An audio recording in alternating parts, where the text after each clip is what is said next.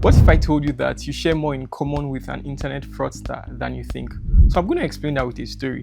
About a year ago, I was in a conversation with somebody and I was asking the person, why is it that we see a lot of internet fraudsters who have the tech skills to actually be proper tech bros, but rather they'll just spend it on scamming people. And then he said something that struck me. He said that the reason I can think about things like this is because I've conquered survival. And once he said that, I just paused. And I kept thinking, what does it mean to conquer survival? And then it eventually occurred to me that conquering survival is much more than just having enough money for your day-to-day needs. Conquering survival means that you have a cause that is greater than you, and it's great enough to exert an influence on your behavior more than your personal needs. So basically, I mean, you're more than a selfish person. Now, that's why I started by saying you have more in common with an internet fraudster, because the internet fraudster just thinks of their own needs. No matter how big or small those needs are, that's what pushes them to break the law. And you probably are a good employee or an employer of labor somewhere. However, you are without a cause that is greater than you. And if that's the case, you're not much different from them. Because what makes a person able to conquer survival is their ability to live for more than themselves, to live for a cause that is greater than themselves.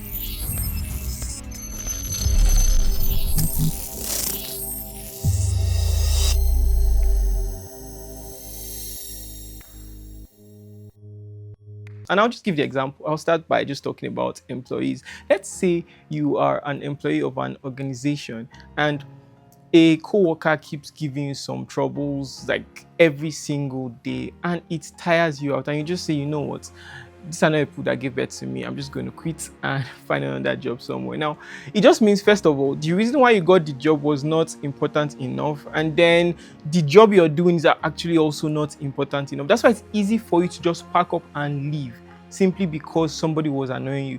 If you were at that workplace for something that was greater than you, if there was a cause greater than you that was exerting an influence on your behavior, that was more than just your day-to-day needs, then you would have thought, if I leave this place, it's going to affect this cause. The reason I'm here is for an agenda, is for a strategic move. There's something that my presence here is achieving. And if I should leave here, I'm going to lose out on all of that. And the reason you'll be able to say something like this is because that cause exerts an influence on you that is greater than your selfish needs. But because all you were thinking about was your selfish needs, the moment somebody annoyed you and you just thought, I've had it up to here, you left. But if you were living for a cause, you would find every way to make peace with that employee. In fact, what you want to do is even be in the person's good books. You buy stuff for the person, say nice things to the person. No matter how difficult the person is, you just respond with more and more kindness and love. Not really because you like the person, but because there is something that you want to achieve that is greater than both you and the person. And because you have a pivotal role to play and super expert skills, you decide to stay because you know you're the perfect person to achieve that role. And that's what it means to conquer survival. And in this episode, I'm going to talk about the enterprising mind. That's the mind that has become free of the survival mentality, the living day to day. And when I say living day to day, I don't mean living poorly. You actually could have a lot of money, but still be thinking like a survival person. Like, let me just do this for myself, for my children, for my business, for my legacy. Everything is my. Everything that you're doing can be traced to something that personally relates to you. There's nothing in your life that you can beat your chest and say, I'm doing right now, that is beyond you. That's beyond just your family, your friends. There's nothing that is a big cause that is, that has been in existence prior to your birth, and even after you die will still be in existence. There's nothing that you're playing a very important role in like that. And so you lack the enterprising mind. The enterprising mind is what pushes you to do and undo, to do so many mighty and big things, and actually to undo so many mighty and big things. It's very, very attainable for anybody. However, it requires some conscious steps and changes over a long period of time. So I'm just going to give another example from employers. On the part of employers, let's just assume you have a startup and you're going through some issues, and then you realize that you can get some funding and raise funds from a particular organization, but that organization says, before we give you this, you have to compromise on standards here, here, and here. Now, there is no cause that is beyond you that dictates your behavior to be morally correct. There's no cause beyond you that says that no matter what these people have offered you, you have to stay this cause. Because there is no such thing, it's easy for you to take their bargain, to take their offer and move into that. And then you find out that you become super successful at what you're doing. However, your success will come with so many strings attached. That's quite sad, but it's the actual situation of a ton of us today, because we don't have that backing, that thing that makes us think beyond ourselves, that thing that makes us think beyond just today. That's why we just remain exactly where we are at. And so I'm actually just going to try to paint a picture that would show you exactly the kind of things you can start to practice, and that in practicing them, your mind gets free from all of this survival. Because trust me, the way society has just programmed us to live in this rat race where we think only of our survival. And when I started, I remember saying that it's not just about how much money you have. And that's very true. I was going to say whether you're poor, but no. Whether you don't have so much money or you have a lot of money, it's the same thing. You can still be stuck in the survival mentality. And interestingly, you can have the enterprising mentality even without a lot of money. Because the enterprising mentality is that I have found something that means more to me and is capable of exerting an influence on my mind and my behavior, much more than my selfish needs. And when I say selfish needs, I don't mean bad needs. I just mean needs that pertain to you.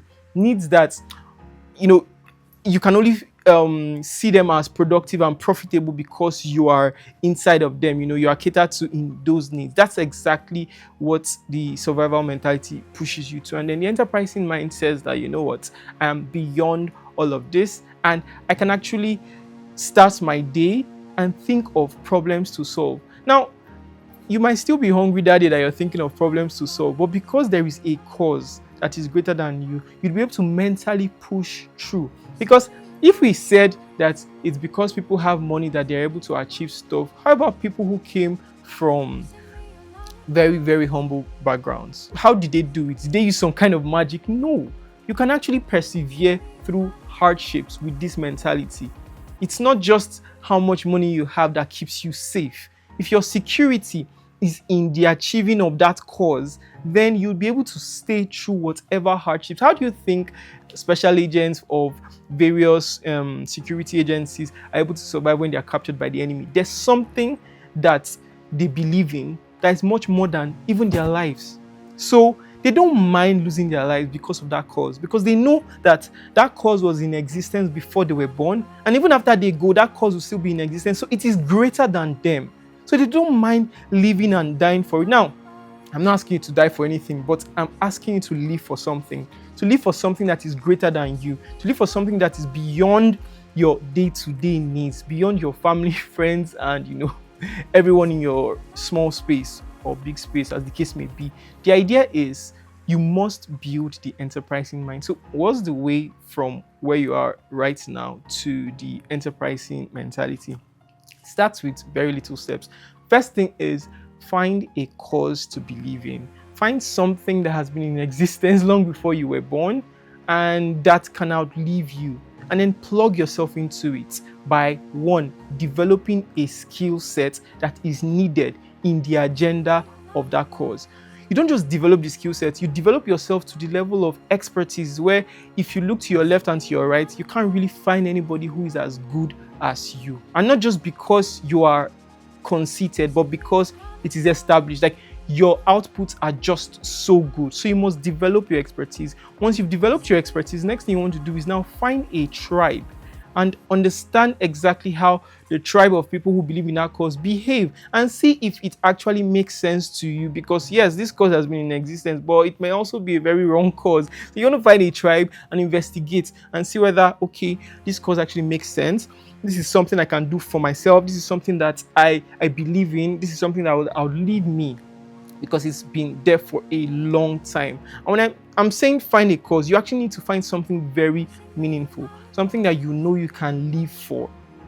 Again, I'm not saying you should die for stuff, please. Something you can live for, meaning that you find meaning in your purpose, in the grand agenda of this cause. So that's you living for something. And then finally, live happily ever after or not, depending on the kind of cause that you find. Because, like I said, I've chimed and chimed again that try and find a cause that makes sense, a cause that when you believe in it and other people believe in it, you guys are actually making positive change in the world, not something that is just ruining people's lives in a very bad way. So find something meaningful. That's actually how to hit yourself off of the survival mentality and enter into the enterprising mindset. If not, you would find yourself being pretty much the same as that internet fraudster, and you'll be saying no, they are committing crimes and doing this and doing that. But the same thing that is moving them to commit those crimes can move you to commit crimes as well, because it's a mentality thing,